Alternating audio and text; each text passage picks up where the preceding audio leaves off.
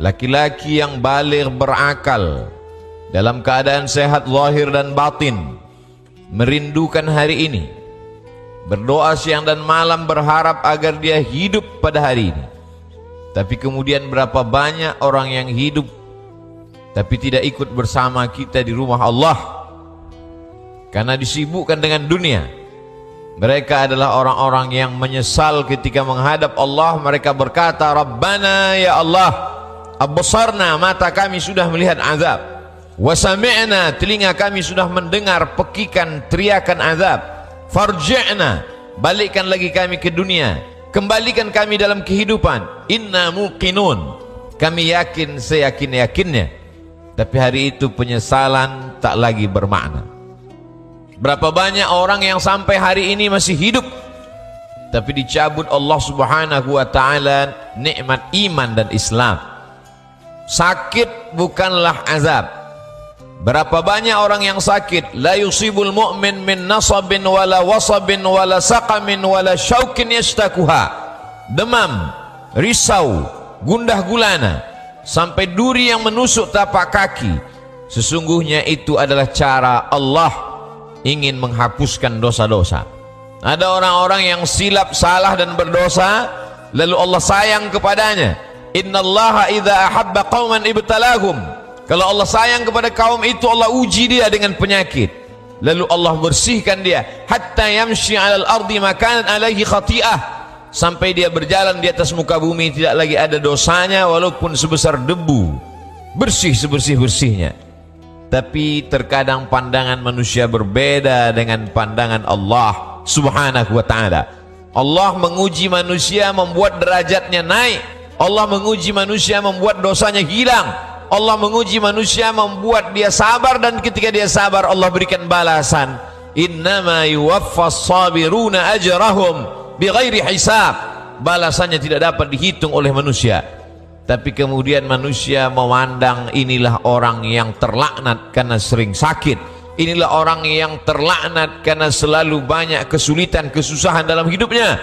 Padahal orang yang terlaknat adalah orang yang ketika diberikan nikmat, manusia menganggap, menyangka itu nikmat, padahal itu hanyalah azab yang tertunda. Apa kata Allah subhanahu wa ta'ala? Sanastadrijuhum, kami berikan mereka istidraj min haitsu la ya'lamun, tanpa mereka sadari mereka sedang dipermainkan Allah subhanahu wa ta'ala. Orang menyangka mereka adalah orang-orang yang diberi nikmat, padahal sesungguhnya dia sedang dipermainkan dengan azab tapi berbaju nikmat. Nabi menjelaskan ayat ini, innallaha la yumli lizalim. Allah subhanahu wa ta'ala mengulur orang-orang yang zalim, yang aniaya. Diulur umurnya panjang, diulur rezekinya banyak, diulur keluarga anaknya sehat lengkap sempurna, tapi justru itu menjauhkan dia dari Allah subhanahu wa ta'ala. Ada manusia ini perbuatannya jauh dari Allah, tapi istrinya dekat kepada Allah. Ada manusia ini keluarganya jauh dari Allah, tapi pekerjaannya dekat kepada Allah. Laknat adalah ketika tiga-tiga yang ada dalam diri manusia semuanya jauh dari Allah subhanahu wa ta'ala. Tabbat syada abi lahab wa tab. Abu Lahab dilaknat Allah. Apa yang pertama jauh dari Allah subhanahu wa ta'ala? Ma aghna anhu maluhu. Hartanya yang banyak justru membuat dia semakin jauh dari Allah. Wa ma kasab. Usahanya, pekerjaannya, perbuatannya, aktivitasnya juga membuatnya jauh dari Allah. Wa mra'atuhu hammalatal hatab. Perempuan yang mendampingi dirinya juga membuat dia semakin jauh dari Allah subhanahu wa ta'ala. Jangan sampai kita salah pandang. Karena salah berfikir, maka kita akan salah melihat, salah berbicara. Akhirnya kita akan su'uzan kepada Allah subhanahu wa ta'ala. Di mana keadilan Allah? Mengapa orang yang tidak berbuat pahala, tidak pernah berbuat sedekah, tidak pernah melaksanakan salat, badannya sehat, umurnya panjang, rezekinya melimpah? Di mana keadilan Allah? Salah faham, salah fikir, salah pandang, salah bicara. Padahal sesungguhnya Allah subhanahu wa ta'ala sedang berbuat seadil-adilnya. Ada orang-orang yang salah, diberikan Allah ujian sakit, lalu kemudian hapus dosanya, bersih dia menghadap Allah. Tapi ada orang-orang yang salah, karena dia tahu perbuatan itu salah, dia teruskan dalam kesalahannya. Mereka tidak kafir, mereka disebut dengan fasik. Yudhillu bihi katsira, banyak orang yang disesatkan Allah. Wa yahdi bihi katsira, banyak orang yang diberi hidayah oleh Allah. Siapa itu orang yang disesatkan Allah? Wa ma yudhillu bihi illa al-fasiqin, yang disesatkan Allah adalah mereka yang fasik. Siapa itu orang fasik? Orang yang tahu bahwa perbuatan itu salah, dia lakukan kesalahan itu dengan penuh kesadaran. Dia sadar bahwa dia diperhatikan Allah, dia tahu bahwa dia lihat Allah, dia tahu bahwa bersamanya inna alaikum lahafizin, bersamamu ada malaikat-malaikat yang menjaga, kiraman, mulia, katibin, mencatat, ya'lamuna ma taf'alun, mereka tahu apa yang kamu lakukan. Tapi dengan penuh kesadaran dia langgar aturan-aturan Allah. Mereka adalah orang-orang yang fasik. Mereka diazab Allah subhanahu wa ta'ala di dunia, bukan dalam bentuk kemiskinan, bukan dalam bentuk kefakiran, bukan dalam bentuk penyakit, diazab dalam bentuk kenikmatan, agar dia semakin jauh dari Allah subhanahu wa ta'ala. Innallaha la yumli lizalim, Allah subhanahu wa ta'ala mengulur orang-orang yang zalim itu, diulur umurnya, dipanjangkan umurnya, dilimpahkan rezekinya, disehatkan anak-anaknya, supaya semakin jauh dari Allah subhanahu wa ta'ala. Hatta idza akhadhahu lam yuflithu, sehingga ketika Allah menjatuhkan azabnya ke neraka jahanam nanti, maka tidak ada lagi yang tersisa dari dirinya kecuali hanya layak menerima azab Allah subhanahu wa ta'ala. Innallaha la yazlimu mithqala dzarrah, Allah tidak pernah berbuat zalim, aniaya, walaupun sebesar biji sawi, sebesar ujung rambut, sebesar ujung tombak, sebesar mata kail pancing, sebesar butiran debu, sebesar tapak kaki semut yang hitam di atas batu yang hitam di tengah malam yang kelam. Tidak pernah Allah subhanahu wa ta'ala zalim dan aniaya. Lalu kenapa manusia itu masuk neraka? Karena perbuatannya sendiri, karena tindak tanduk dan tingkah lakunya. Karena Allah sudah memberikan dia ala fil jasadi mudghah, ketahuilah di dalam jasadmu itu ada segumpal. Idza salahat salahal jasadu kulluh, kalau yang dalam hati segumpal daging itu baik, maka baiklah seluruh jasadmu dari ujung rambut sampai ke ujung kaki.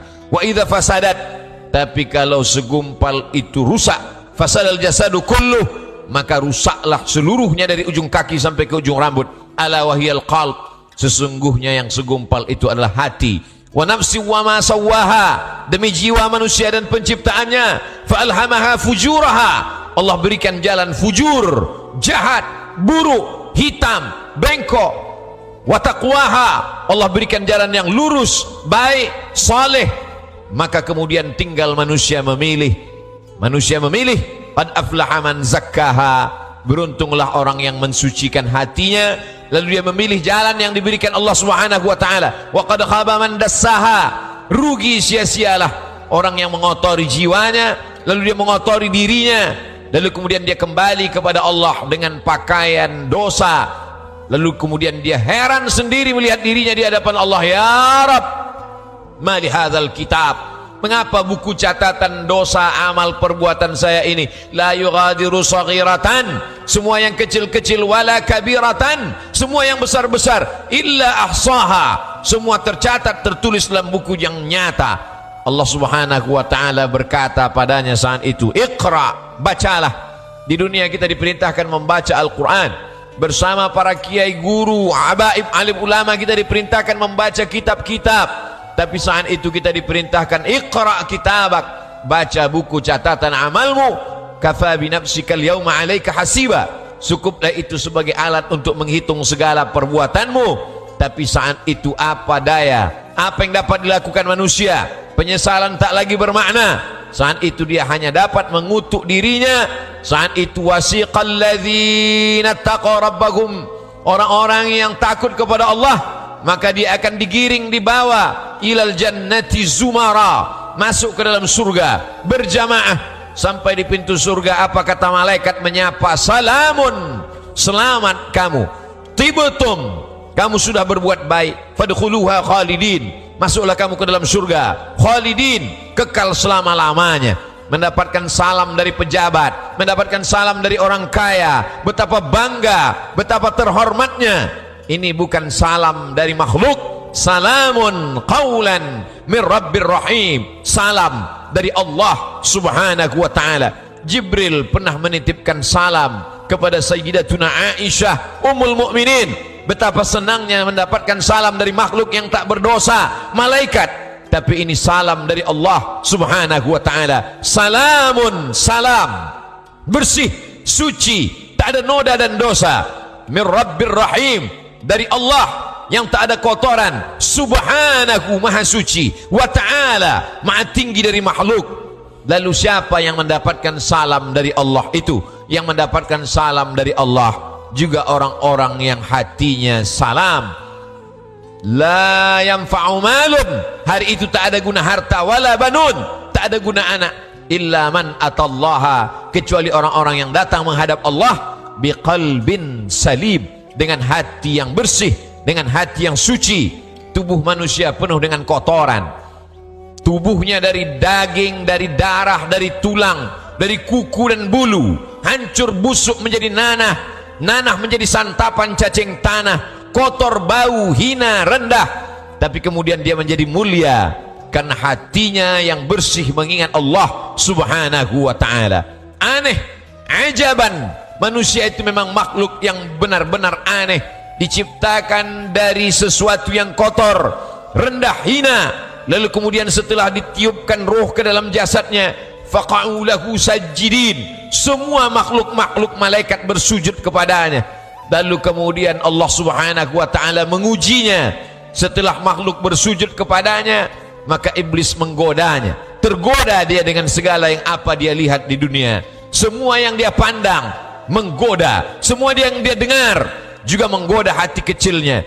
Tapi ada orang-orang yang diberikan Allah Subhanahu wa ta'ala istiqamah. Alladzina qalu rabbuna Allah, mereka berkata Rabbku Allah, summa istaqamu, setelah itu dia istiqamah, maka Allah berikan balasan. Tatanazzalu alaihimul malaikah, turun kepada mereka malaikat. Apa kata malaikat? Berkata, alla takhafu, jangan kau takut, wala tahzanu, jangan kau sedih. Karena memang penyakit manusia hanya dua saja. Yang pertama takut, yang kedua sedih. Takut terhadap masa depan, sedih terhadap masa lalu, sedih terhadap masa yang sudah lampau. Ada kekhawatiran, ada kecemasan yang berlebih dalam diri manusia untuk melihat masa depan. Cemas yang berlebih itulah yang membuat naik tensi darah. Cemas yang terlalu berlebih dari batas normal itulah yang membuat naik jantung koroner, diabetes dan lain sebagainya. Tapi orang-orang yang istiqamah, dia selalu berada dengan Allah Subhanahu wa ta'ala. Masalah hidup ini besar, tapi dia berharap kepada yang maha besar. Allahu Akbar. Masalah hidup ini hebat, tapi dia mendekat kepada yang maha hebat. Allah Jalla Jalaluh, mulia. Tidak ada yang lebih mulia daripada Allah Subhanahu wa ta'ala. Semua yang bersama dengan Allah, maka Allah akan membersamainya. Orang-orang yang diuji itu selalu merasa bersama dengan Allah, maka kemudian Allah membalasnya, innallaha ma'as sabirin, Allah bersama mereka. Ayatnya tidak berkata innas sabirina ma'allah, orang-orang sabar bersama Allah, tapi Allah lebih mendahulukan dirinya. Aku bersama mereka, kata Allah Subhanahu wa ta'ala.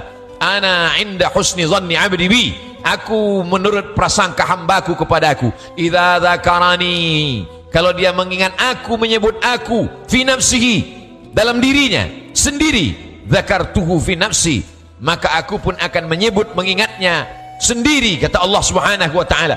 Wa idza dzakarani fi mala'in, kalau dia mengingat aku, menyebut aku bersama orang-orang yang ramai, bersama makhlukku, kata Allah, dzakartuhu fi mala'in, aku juga akan balas, aku akan sebut namanya, aku akan muliakan dia. Fi mala'in khairum min mala'ihim, di satu kelompok jamaah, di satu kelompok orang makhluk yang lebih mulia daripada mereka. Saat itu makhluk ini dimuliakan Allah Subhanahu wa ta'ala. Majtama'a qaumun fi baitin min buyutillah, sekelompok orang berkumpul di rumah Allah, yatsluna kitab Allah, yang dia baca adalah firman ayat-ayat Allah, wa yatadarasunahu fima bainahum, dia kaji isinya, dalam kajian tafsir, dalam kajian fikih, dalam kajian hadis, dalam kajian akhlak, dalam kajian usul fiqh. Nazalat alaihimus sakinah, turun ketenangan ke dalam hati mereka. Hati bukan punya kita. Qalbul mu'min baina asabi'ir rahman. Hati orang beriman seperti uang logam yang dipermainkan di jari jemari. Begitulah Allah Subhanahu wa ta'ala kuasa untuk membuat hati yang sempit menjadi lapang, untuk membuat hati yang susah menjadi senang. Semua berada dalam genggaman qudrat iradat kuasa Allah Subhanahu wa ta'ala. Haffat bihimul malaikah, mereka dikelilingi oleh para malaikat. Wa dzakarahumullahu fiman indah, dan mereka dibanggakan Allah Subhanahu wa ta'ala kepada para malaikat. Ketika Allah menciptakan manusia, apa kata malaikat? Ataj'alu fiha, untuk apa kau ciptakan mereka ya Allah? Ataj'alu fiha may yufsidu fiha wa yasfikud dima. Mereka hanya akan berkelahi, berperang, menghancurkan negeri. Lalu apa kata Allah Subhanahu wa ta'ala menjawab dengan kata-kata kalimat rahasia, inni a'lamu ma la ta'lamun. Aku lebih tahu apa yang kamu tidak tahu. Kata-kata firman Allah terbukti karena dia maha benar. La yatihil batilu min baini yadayhi wala min khalfih. Tidak ada kebatilan dari depan, belakang, atas, bawah, kanan dan kiri. Maka Allah tunjukkan ada sekelompok manusia yang ketika kata-kata orang lain kotor, nista, najis, yang keluar dari mulutnya adalah subhanallah, walhamdulillah, wala ilaha illallah, wallahu akbar. Ada sekelompok manusia ketika hati manusia mencaci maki, mengutuk Allah, mengutuk nasib, mengatakan tidak adil takdir Allah. Tapi ada manusia yang ridha menerima ketetapan Allah Subhanahu wa ta'ala. Orang-orang yang ridha, orang-orang yang istiqamah, maka Allah balas mereka, alla takhafu, tidak lagi ada rasa takut dalam hatinya, wala tahzanu, maka kosong hatinya dari sedih. Setelah hati itu hilang rasa takut dan rasa sedih, lalu kemudian ditanamkan Allah kebahagiaan dan kesenangan. Wa abshiru bil jannati allati kuntum tu'adun, berbahagialah kamu mendapatkan nikmat surga yang dijanjikan Allah Subhanahu wa ta'ala. Ketika datang seorang sahabat bertanya kepada Rasulullah, "Ausini, berikan aku wasiat pesan yang singkat. Setelah aku dapatkan, aku tidak perlu lagi bertanya kepada siapapun di dunia ini ya Rasulullah." Lalu Rasul memberikan pesan yang singkat. Qul, katakan, amantu billah, aku beriman kepada Allah, aku percaya kepada Allah, aku yakin kepada Allah. Tsumma istaqim, setelah itu istiqamahlah. Faqsusil qasasa, ceritakan kisah-kisah itu ya Muhammad. Faqsusil qasasa, ceritakan kisah-kisah itu wahai pewaris Muhammad sallallahu alaihi wasallam. La'allakum yatafakkarun, mudah-mudahan mendengar kisah itu mereka akan berfikir. Mudah-mudahan dengan membaca, mendengar kisah itu mereka akan merenung. Afala yatadabbaruna al-Quran, mengapa mereka tidak merenungkan isi makna Al-Quran? Am ala qulubin aqfaluha, atau hati itu sudah mulai terkunci di kunci Allah Subhanahu wa ta'ala. Allah uji Ibrahim alaihi salam, diuji dengan menghadapi ayah yang kufur kepada Allah, Azar, dia tetap istiqamah. Diuji dengan menghadapi umat Namrus, membakarnya dengan api, dia tetap istiqamah. Diuji dengan tidak punya anak, berdoa siang dan malam, Rabbi habli minas salihin, dia tetap istiqamah. Setelah anak lahir diuji lagi, Allah minta anak itu dikurbankan, dia tetap juga istiqamah. Ujian datang silih berganti. Itu juga yang terjadi pada Musa alaihi salam, dibesarkan di istana Fir'aun, lengkap dengan segala kenikmatan dan kemewahannya. Mudah sekali cara Allah mengeluarkan Musa dari istana Fir'aun. Dia lihat ada dua orang yang sedang berkelahi, fawakazahu Musa, Musa memisahnya, tapi dua orang ini tidak juga mau terpisah. Musa memukulnya. Saat itu takdir berkata orang itu mesti mati, dan kebetulan yang mati itu adalah bagian dari komunitas Fir'aun. Nabi Musa takut.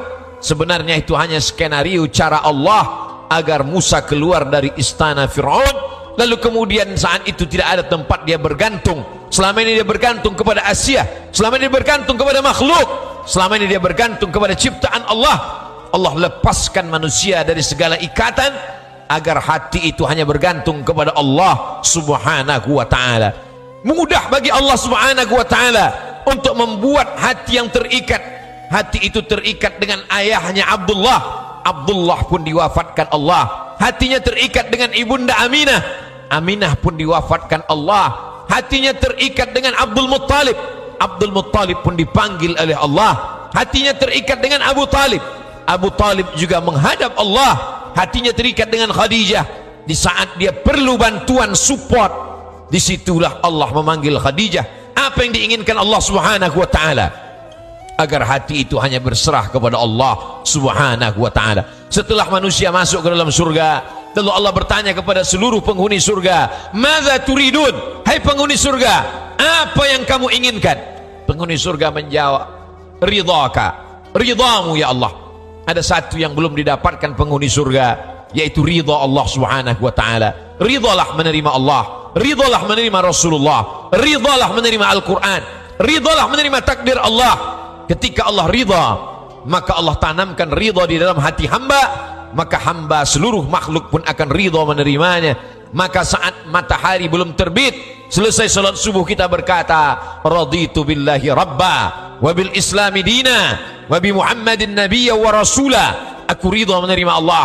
Kalau sudah ridha menerima Allah, jangan tolak kitab Allah. Kalau sudah menerima Allah, jangan tolak Rasulullah. Kalau sudah menerima Allah, jangan tolak suratan takdir dari Allah. Maka sesungguhnya orang-orang yang berkata raditu billah tapi tak sesuai dengan perbuatannya, dia sudah jauh dari Allah Subhanahu wa ta'ala. Hari ini pedagang meninggalkan dagangannya, yang dosen meninggalkan ruang kelasnya. Semua yang sibuk hari ini ridha menerima panggilan. Apabila kamu dipanggil, fas'au ila dzikrillah, bersegeralah kepada Allah, maka sesungguhnya dia orang yang takut dan ridha menerima ketetapan Allah Subhanahu wa ta'ala.